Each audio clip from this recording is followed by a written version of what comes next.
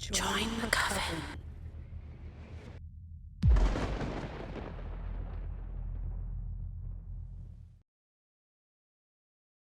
I got paid $20,000 to test a video game, and now everything I love is dead.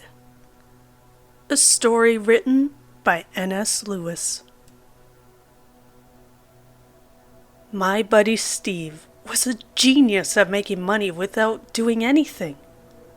At one point, he was enrolled in 12 different clinical trials at the same time. Some of these were for drugs that would have had bad interactions. But it didn't matter to Steve because he never actually took the drugs. He did it like they do in the movies and just slipped them under his tongue and then spat them into his hand when the doctor was turned away. Other trials were for new therapeutic approaches and things like that. But those were no problem for Steve either. At most, he had to lie, literally and metaphorically, on somebody's couch for an hour each week, then collect his check on the way out. But eventually, they caught on, and Steve was put on some kind of list. There was a nationwide ban on Steve, so that he couldn't participate in any more trials sponsored by universities or private drug companies, which essentially precluded him from that easy money. But Steve found a workaround. Not all experiments are above board and sanctioned by the FDA or whatever. There is, in fact, a hidden world of people testing things out in their garages, streamlining the whole process without having to worry about pesky and expensive regulations. One of Steve's friends gave him a link to a forum on the dark web, and after that, he was in the pipeline. The thing about these experiments is that if it were for, say, a new drug, they didn't trust you to just swallow the pill. You had to open your mouth and lift your tongue. You had to actually take the thing because these people weren't messing around. But boy, did they pay. One morning, I was awakened by an insanely loud banging at my apartment door. "Who's that?" moaned my girlfriend, Sophia. I looked at the clock with bleary eyes. It was 5:55 a.m. "Open up, dude!" shouted Steve from the hallway. "Screw him," said Sophia. "He could be in trouble," I said, shooting out of bed, full of adrenaline. I answered the door in my boxers, and there was Steve, bouncing up and down, his pupils each the size of the full moon. Are you okay?" I asked. "I'm awesome," said Steve.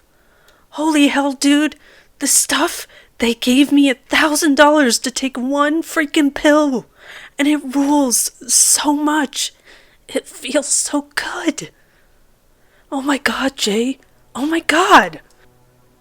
My head hurt as I tried to piece together a thought. "So, you're high, and you come to tell me that you got paid a lot of money to get high."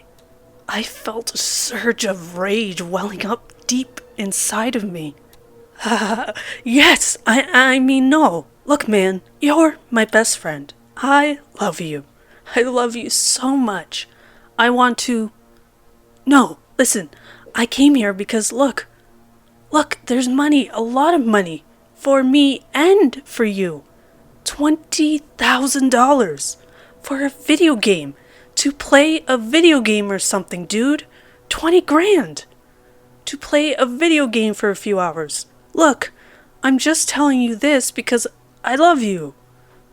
You don't need to take drugs or anything. Just some virtual reality stuff for a few hours and boom, 20 grand in your pocket. Like that. The flood of rage died down as I tried to make sense of what Steve was saying. I couldn't. "What are you saying?" I asked. "Why are you here before the crack of dawn? Sophia's ticked, and so am I. Really?" No, said Steve with a horrified look on his face. "No, I want you to be happy. Sophia too. Look, listen, look. You still have that Tor browser I set you up with and all that?" I guess so." Good. Listen, look." Steve jammed his hand in his pocket and pulled out a piece of paper. "Look, just type this in and you'll see. Easy money, okay? $20,000. You can finally buy that engagement ring you've been..." I reached out and smacked Steve across the side of the head. "Jesus Christ, dude! Keep it down, yeah?" Steve looked shocked and hurt for a moment before the realization dawned on him. "Oh crap. My bad. I'm sorry, dude, I'm sorry. I wish I could delete it. Listen, are you going to check this out or what?" He held out the crumpled piece of paper to me. I took it and shrugged. "I'll check it out, Steve, but that's it for now. Why don't you head home and sleep this one off, huh?" "Yes," said Steve, nodding his head like crazy. "Yes, check it out. I'll sleep it off." I started to close the door, but he stuck his foot in just before it closed. Dude?" "Yeah? Can I use your bathroom?" I opened the door and sighed as he rushed into the bathroom and started puking his guts out. Steve received a ban from our apartment after that. But we stayed in touch. He would text me every few hours, asking if I had checked out the advertisement for the video game trial yet. The truth was that I had checked it out as soon as he left that morning. But I was undecided. On one hand, the $20,000 sure was intriguing. That was almost half again as much as I made in a year. More than half, after taxes. And I had a feeling that this wasn't the sort of gig where they took taxes out. I'd be able to do a lot with the money. Take Sophia out for all kinds of dinners, maybe take a vacation, and travel somewhere interesting. The kinds of things we always wanted to do, but never could afford to do. Then too, yes, there was that engagement ring. Sophia would say yes either way, even if I presented her with some rolled up aluminum foil. But I wanted it to be special. But I couldn't afford to make it special. On the other hand, well, the whole thing was sketchy as hell. Who pays some Joe off the street $20,000 to test out a video game? And why go through such shady channels to set the thing up? I knew from the start that nothing good could come from it. I knew that. But I did it anyway. "All right," I wrote in a text to Steve. "I'm in for the video game thing." "My man, we're going to be swimming in caviar, my dude." Steve and I drove to the address together. It was strangely a respectable-looking office building.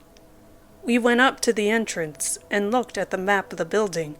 There was a lawyer in there, a counselor, an accountant, and so forth. "Crap," said Steve. "Which office is it?" On cue, his phone buzzed. "Oh," he said, "the basement." "The basement?" I asked. "Not for real. The basement? I don't know about this, man." "Come on, dude. $20,000? And in such a nice building, too. I'm used to going to crazy people's garages and swallowing God knows what. This is going to be cake." I nodded, but as we walked to the elevator, my sense of unease grew larger and larger until it was screaming at me. "Turn around! Whatever this is, it's bad." "It's just a video game," I muttered. "What's that?" asked Steve. I snapped out of it. I said, "Let's go play this dumb video game and get paid." "Now that's the attitude," said Steve, grinning, as the elevator door slid closed behind me. We rode down to the basement as I tried to calm myself down. It's a video game in the basement of a respectable office. Probably they could only afford to rent the basement. I shut myself up before I could ask. They could only afford to rent the basement, but they're paying you $20,000 each? When we reached the bottom, the door slid open, and the first thing that I saw was a man and a woman sitting at a plastic work table in the middle of a large room. Other than that, it looked like a standard basement with equipment like boilers and hot water heaters and exposed wiring and concrete floors. "Welcome," said the woman. "Steven and Jason, is that right?" "That's us," said Steve, stepping off the elevator. I followed behind and watched as the woman wrote something on her clipboard. "That's fantastic," said the man. "Right on time. Well, a few minutes late, but that's okay." He laughed. "It happens," said the woman, smiling. "People have things to do, and we respect that here. That's why we're going to get right down to business. Or, nearly so. First, we need you to sign the contract." The woman held out 2 clipboards, and we each took one. Before I looked at it, I took a moment to note that my unease had not subsided, despite the surface friendliness of the man and the woman. Somehow, that made it more bizarre. That they were just sitting there, so poised amongst the plumbing pipes running overhead, ready to offer us a lot of money to play a video game. "Where do we play the game?" I asked, looking around. I didn't see a TV or anything. "Up here," said the man, tapping his head. I started, but Steve gave me a nudge. "They'll tell us what to do," he said. "Just sign the contract, dude."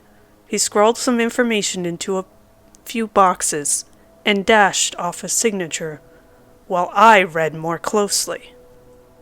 "The participant agrees not to seek compensation beyond the predetermined amount. In this case, the predetermined amount is $20,000 USD for participating in one trial game of Total Control, TC. The makers of TC and the administrators of the trial hereby relieve themselves of all liability for any injuries sustained during gameplay, with the express agreement of the participant." "Injuries?" I asked. "What kind of game is this?" The woman smiled. "Unfortunately, we are not allowed to tell you anything about the game until you sign the contract. After that, you'll know all about it. In the event that the participant is unable to collect the predetermined amount at the end of the game, the makers of TC will transfer the funds to a person of the participant's choosing.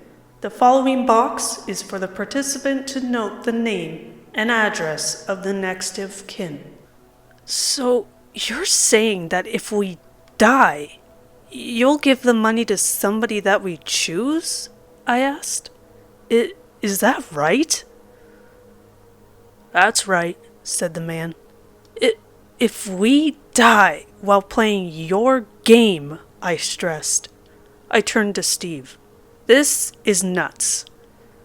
Steve shrugged. "It's a lot of money, dude. Take it or leave it. I'm taking it." I tried to convince myself to leave it, but then I thought about going to Europe with Sophia.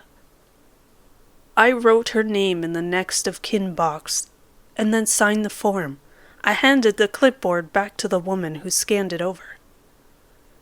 "Fantastic," she said. "Now, will you tell us what this game is?" I asked. "We'll do better than that," said the man. He reached down into a cardboard box on the ground, pulled out what looked to be 2 headsets. "We'll show you the game. Please, gentlemen, put these devices on your heads and prepare for an experience unlike any other. Or so we hope, he added, laughing. Steve didn't hesitate to put the thing on his head. It looked like the front half of a helmet with an elastic band securing it in place, and a pair of glasses attached to the helmet. I don't see anything, said Steve. It's a 2-player game, said the man, nodding to me. I took a deep breath. It's just a game. I put the headset on and looked through the glasses. Everything looked the same, except it had a slight yellow tint. I watched as the man reached into the box again and brought out 2 video game controllers. He handed one to the woman, and then they each pushed a button. I heard Steve scream a split second before I heard the hiss of some hydraulic mechanism being engaged just above my ear. Then I felt the most intense pain in my life. It was like something was being jabbed directly into my freaking brain. And that's exactly what was happening. A trickle of blood rolled down the side of my head as my brain lit up with pain. Then I was out of it. When I woke up, I was strapped to a chair, sitting opposite the man and woman beside their table, and next to Steve. There was only a dull ache in my head now, but it didn't take long for me to burst into a full-on panic. Ah, good, said the woman. You're both awake. She stood up calmly, walked over, and undid my straps. What is this? I gasped. What the hell is this? It's an experiment, said the man. Don't worry, we've ironed out some kinks since the last time we tried it. What experiment? I asked, standing up on wobbly legs. What are you going to do to us? The woman went to work unstrapping Steve. We've implanted a device in your head, she explained. It allows us to control your physical movements, or so we hope. Steve rubbed his head. What the hell? You're going to pay us, right? Of course, said the man. He reached into the cardboard box, pulled out 2 thick envelopes. I hope cash is okay. He tossed them across the table to our feet. Steve bent down and tore his open. I saw the cash inside. Okay, he said. That's worth it for a little headache, I guess. All right, so you've implanted these devices in our brains. Okay, so can we leave now? You can try, said the man. But you won't be able to if we don't want you to, said the woman. And we don't want you to, said the man. Not until you fight to the death, said the woman. I jumped to my feet and tried to slow down my breathing. Come on, man, I said to Steve. That's enough of this. I bent down to pick up my envelope and then started walking towards the elevator. Thanks for the money, guys, said Steve as he followed behind me and pushed the button. The light came on and we waited for the elevator to come. Then I reached my fist back and swung it as hard as I could at Steve's jaw. It connected with a loud crack, and I saw a spray of blood leave his mouth. What groaned Steve, rubbing his jaw. I felt dizzy. What the hell indeed? Why had I just socked my best friend in the face for no reason? Dude, I'm so sorry. I have no idea why I did that. Steve spit out some blood on the basement floor. Forget it. Let's get the hell out of here. The elevator door dinged. Sounds good to me, I said, as the door slid open. I went to step in, and then suddenly I felt a hand grab my shoulder and roughly spin me around. It was Steve. He had a confused look on his face as he grabbed at my neck with both hands and started to choke me. My nerves exploded in panic as I struggled to breathe. I kept bringing my knee up into Steve's balls. He let go of my neck and then hunched over. "What's happening?" he gasped. I brought my elbow down on his back and he screamed out in pain. "I don't know," I said, "I don't know." I looked over at the man and the woman still seated behind their plastic work table. They were each holding their game controllers and smiling. What the hell is happening?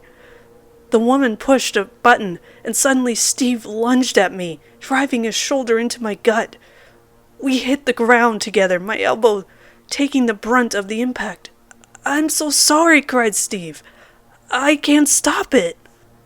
I reached up and grabbed Steve's face in my hand. I didn't want to. I tried to make myself stop, but I couldn't. I began squeezing between my thumb and middle finger, which were spread out and gripped into the spot behind his eye sockets. "Stop this!" I shouted. Steve sunk into my palm with his teeth and tore a chunk of my flesh off. I felt a searing pain as he spit my skin onto the ground. I tried to will myself to stay still, but I couldn't. I punched him in the eye. When his head jerked back from the blow, I pushed against his chest and twisted around so that now I was on top of him. I took a clump of his hair in my hand and began smashing his head against the concrete floor. Again, and again, and again. I was crying. I was begging myself to stop. I was begging the man and woman to stop whatever they were doing. I was begging Steve to forgive me as his head hit the floor with a thunk that sounded wetter and wetter each time as blood gushed and sprayed everywhere. "Okay," said the man after a while. "That's enough. My player is dead now." I heard the woman laugh. "I told you I could win." Suddenly, I was in control of my own movements again. I set Steve's head gently on the ground and knelt next to him, sobbing. "What have I done?" I wailed. "What did you make me do?" Now, said the man. "It's not all bad news." He walked over and picked up the envelope of cash that Steve had dropped. "He did name you as his next of kin, so you've just made $40,000. I looked up at him with blurry eyes. "You horrible monsters," I said, standing up. "I'll freaking kill you." I ran at him with full rage with my arms outstretched. But when I got to him, I slowed down, spread my arms wider, and embraced him in a friendly hug. My mind screamed in terror and rage, but my body wouldn't respond. "We control you now," said the woman.